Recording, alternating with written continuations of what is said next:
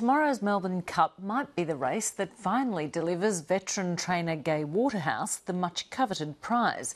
She's been disappointed on a number of occasions in the past, but could well pull it off this time with her horse Fiorente, which is the favourite to win the 3,200-metre race.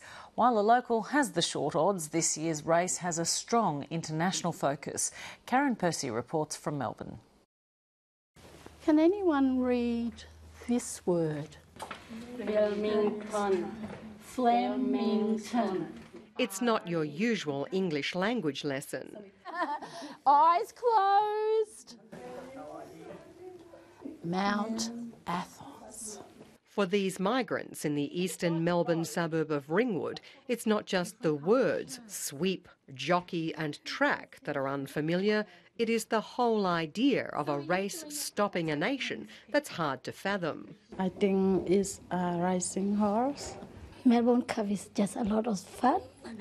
Then we are racing the horse, and we have lots of foods here, and many friends are meeting here.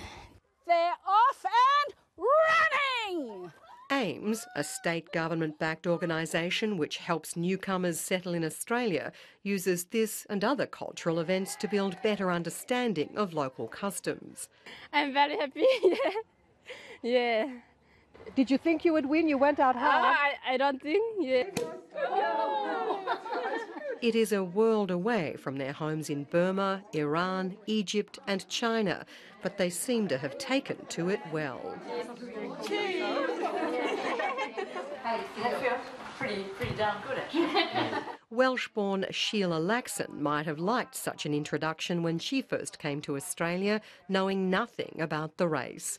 Yet in 2001, she trained Kiwi mare Ethereal, who came through in a big way at Flemington.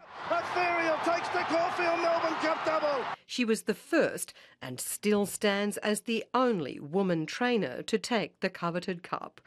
This year, Gai Waterhouse might well become the second. Her 5-year-old Fiorente is the favourite at this point. I would imagine she's just hoping that everything's going to go according to plan. You know, the horse isn't going to get a temperature, tread on a stone and get a stone bruise. You know, all those little niggly things that you can get to the comfort and they're not 100%. And that's the most important thing, is on the day, have them as well as they could possibly be. The strongest one I can remember in recent times, as far as depth goes, you know, usually you can probably think there's around 6 winning chances. I think this year, you know, I mean, you could probably name 12 and say they've got a good chance. On the Melbourne Cup 2013, welcome everyone to the parade!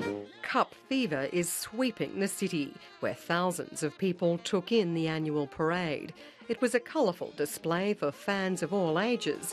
There was high-flying fashion and the gold trophy, worth $175,000, which the winners get to keep. Once you've been there, you're passionate about it, you know, and I've really set my mind that I'm going to find a horse to win next year.